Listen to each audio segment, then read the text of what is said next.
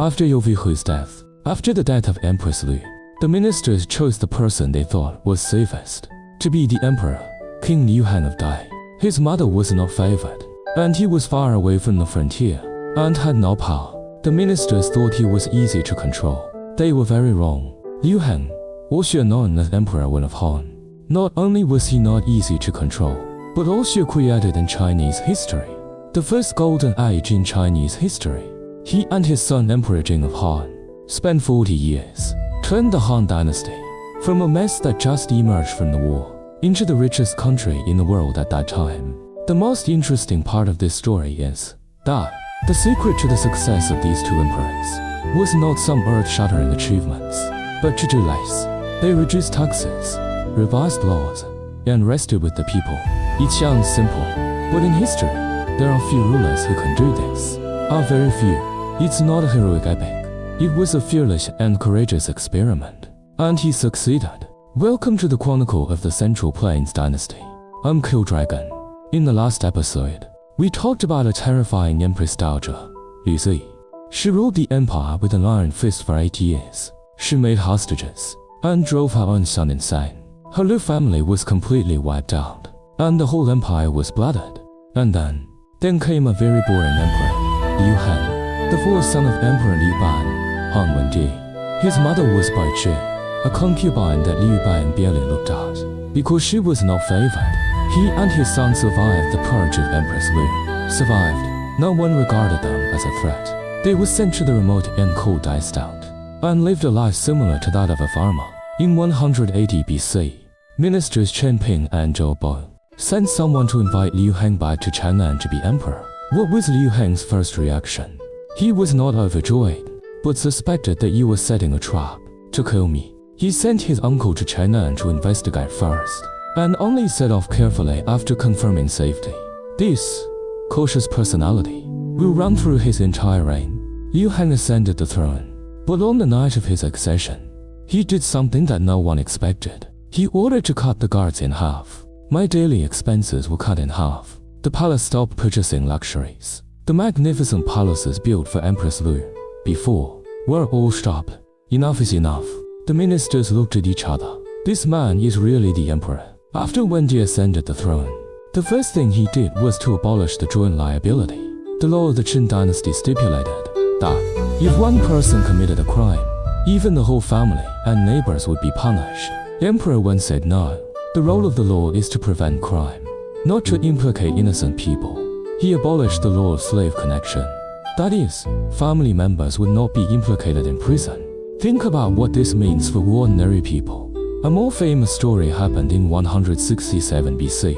A doctor named Chen Yuyi was sentenced to corporal punishment, which included tattooing, cutting off the nose, and so on. His youngest daughter, Tiyin, was only 15 years old.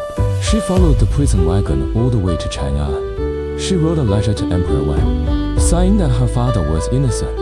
He decreed that if a person committed a crime, should be punished.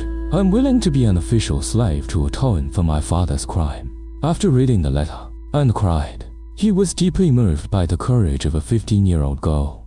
But once tattooed, it can't be washed off, and a cut nose can't grow back. This is to cut off the way for people to fall.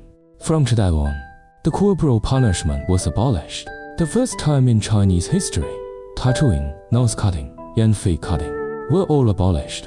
Emperor Wen did something simpler in the economy. He kept cutting taxes. The tax rate in the Qin dynasty was ridiculously high. Emperor Wen kept lowering it from 15% to 30%. That is, farmers only paid 3.3% of their crops. One year, he even completely exempted the land rent nationwide. Yes, he didn't collect taxes for a whole year. How simple Emperor Wen's personal life was. He was emperor for 23 years. He never saw a palace, or built a pavilion. He wore the most ordinary plain cloth. Sometimes he even had to patch them. He even ordered that his carriage not be decorated with gold. He said that if I spend less money, the less tax the people have to pay. This is a man who truly understood that the emperor is a servant. What was the result? The grain was so much that the warehouse couldn't hold it. A stone of grain, which is about 30 kilograms today. It dropped from hundreds of coins in the end of Qin dynasty There are even historical records that the grain was left for too long, rotted in the warehouse. The rope used to string money were rotten. Emperor Wen created in Chinese history the first era where money was abundant. In 157 BC, Emperor Wen died peacefully in Weiyang Palace. Before his death, he didn't build a lavish tomb. He ordered that only pottery be buried with him, no gold or silver. Among the emperors of all dynasties, which was incredibly simple, his son Liu Che succeeded him, who was Emperor Jing of Han. Emperor Jing differed from his father in one key aspect. Emperor Wen was mild and inclusive, almost like a philosopher. Emperor Jing was more decisive and tougher, and more decisive. He inherited all his father's policies, but he also faced a problem that his father had always avoided. The power of the princes was growing. Back in Liu Bang's time, divided the land to the Liu princes to guard the frontier. But by the time of Emperor Jing, the fiefs of these princes had become too large. Some kingdoms were larger than the areas directly under the court. Che had over 70 cities, Wu had 3 counties and 53 cities, and they had copper mines, and could mint their own coins. These princes were actually dozens of little emperors. Emperor Jing knew that if he didn't control it, the country would be divided. A minister stood up, Cao Kuo. He was the most trusted counselor of Emperor Jing, and the most radical political reformer at that time. He proposed a famous strategy to reduce the fiefs, which means to reduce the fiefs of the princes step by step, and take them under the direct control of the court. He had a famous saying, "If we cut, they rebel. If not, it will rebel. Cutting them will cause less trouble. If not, it will be a big trouble." Once Cao Kuo's suggestion came out, the princes were furious. The leader was King Liu Bai of Wu, the nephew of Liu Bang, who was over 60 years old. He had been holding back his anger for a long time. Wu had copper mines, and money, sea salt, and resources, and hundreds of thousands of troops. He contacted the other 6 princes, and 7 states jointly raised an army. Their slogan is, "Clear the emperor's side," to remove the bad guys around the emperor, Cao Kuo. In January of 154 BC, the 7 kingdoms officially rebelled. King Liu Bai of Wu mobilized the whole country. Almost all the men who could fight, recruited all men from 14 to 62 years old, with a total force of 300,000. The army marched straight towards Chang'an from the southeast. The news reached the capital, which shocked the whole court. This was the largest military crisis since the founding of the Han dynasty. Emperor Jing panicked. He asked his ministers what to do. Someone came up with an idea, a cruel but clever political calculation. The rebels said they rebelled because of Cao Kuo. If your majesty killed Cao Kuo, they would lose the excuse to raise an army. Emperor Jing hesitated, but in the end he made a decision that he regretted for the rest of his life. He ordered Kyaku's execution. Cao Kuo was executed. He was tricked into wearing official clothes and beheaded. His body was displayed. However, the rebels did not stop. After hearing the news of Cao Kuo's death, he laughed and said, "I am the emperor now." Only then did Emperor Jing realize he had personally killed his most loyal minister. But the rebels never intended to negotiate. At this moment, a savior appeared, Zhou Yafu. He was a veteran of Emperor Wen's reign, known for his strict military discipline. Jinji appointed him as the Grand Military Commander, the highest military commander. Zhou Yafu's strategy was simple, avoiding their edge, cut off their food supply. He held his ground and refused to fight, and sent light cavalry to the rear of the rebels, and burned their supply lines of food and grass. The result was as expected. The rebels couldn't break through Zhou Yafu's defense line, and their food supply was burned. Soldiers began to starve, run away, and surrender. King Liu Bai of Wu only a few thousand remnants fled to Donggu, but the eastern people killed him, and sent his head to Emperor Jing. The other 6 kingdoms were also pacified one after another. The rebellion lasted only 3 months. Jingdi won, but he was not happy, cause death became a burden for his life. He often told those around him that Cao Kuo was right. I should have cut the vassal states earlier. But he did learn a lesson from this war. After the rebellion was quelled, he adopted a smarter strategy. He stopped cutting the vassal states. But after the death of the princes, their lands were divided among their sons. The brilliance of this policy is that it doesn't rely on force to reduce the vassal states, but relied on time and population to naturally disintegrate. If a king has 5 sons, his kingdom was divided into 5 pieces, and 5 grandsons would be divided into 25.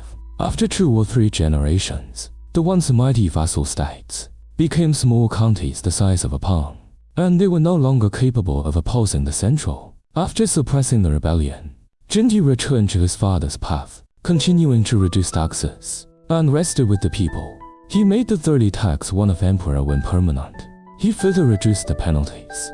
The number of lash for the flogging was reduced from 10 to 200. He also stipulated the standard size of the implements, and executioners were not allowed to add at will. By the end of Emperor Jing's reign, when Jing reign reached its peak, history records that warehouses across the country were filled with grain and copper coins. Every household had surplus food. Prices in the market were extremely low. A horse only costs 4,000 yuan, and a bag of rice only cost dozens of money. The crime rate was extremely low. Some counties had no major cases all year round. This is the first real era of peace and prosperity. Let's take a look at an ordinary Han dynasty. How a farmer lived during the Wen Jing period. In the morning, he carried farm tools to the field. The tax rate was only 3.3%. That is to say, he grows 100 caddies of grain, and he kept 96.5 caddies. He didn't have to worry about being pulled to build the Great Wall, or be beheaded for saying the wrong thing. His children can go to school. Emperors Wen and Jing vigorously promoted education. They set up official schools everywhere, and hired teachers to teach children to read and write. For a peasant family, this may be the first generation in their family, the first generation to learn to read. If there is extra money at home, he can go to the market to buy a bronze mirror for his wife. He can buy some cloth to make new clothes for children. During festivals, the whole village gathers to eat and celebrate. No one starved, no one was taken away, and no one sold their children because they couldn't pay taxes, which was unthinkable in the late Qin dynasty. Economic prosperity led to the expansion of trade. Although the Han dynasty and the northern Zhang knew, but the mutual trade between the border residents never stopped. The silk, lacquer, and ironware of the Han dynasty slowly spread westward along a road that would shine for thousands of years. Emperor Jing and his son spent 40 years, accumulated astronomical wealth. But this wealth was not used to rot. It was waiting for someone. A young man grew up in the deep palace day by day. His eyes crossed the Great Wall and looked towards the grassland in the north. His name was Liu Xiaqi, the future Emperor Wu of Han. In 141 BC, Emperor Jing died. The reign of Wen Jing ended. In these 40 years, the population of the Han dynasty increased from to about 30 million, doubling the population.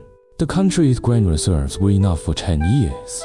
Coins piled up like mountains, so much that the ropes for stringing money rotted. This is the legacy of the Wen Jing reign. It's not a monument, but a granary. What do these numbers mean? It means that when Emperor Wu of Han decided to attack Zhongnu in the north, he didn't need to raise taxes or recruit more soldiers. The treasury was full of money, and the granary was full of grain. The Wen Jing reign is not a prosperous era to be remembered. It was a preparation for a greater era. The greatness of Wen Jing reign lies not in what earth-shattering things it did, but that he consciously chose not to do. They didn't build palaces, not launching wars, and did not disturb the people. In that era, doing subtraction requires more courage than doing addition. Emperor Wen and Emperor Jing spent 40 years. Prove the truth. Sometimes the best rule is to do less. Emperor Wen reigned for 23 years. Emperor Jing reigned for 16 years. Two seemingly inconspicuous emperors jointly created a prosperous era that has been admired for 2,000 years. Their governance wisdom was reputedly referred to by every dynasty. Emperor Tang Taizong learned from them. Emperor Renzong of Song learned from them. Even Emperor Kangxi of the Qing dynasty learned from them. The next episode is Emperor Liu Xiaqi of Han, the Conqueror. But the peaceful days were about to end. The money in the treasury and grain in the granary are not for them to rot.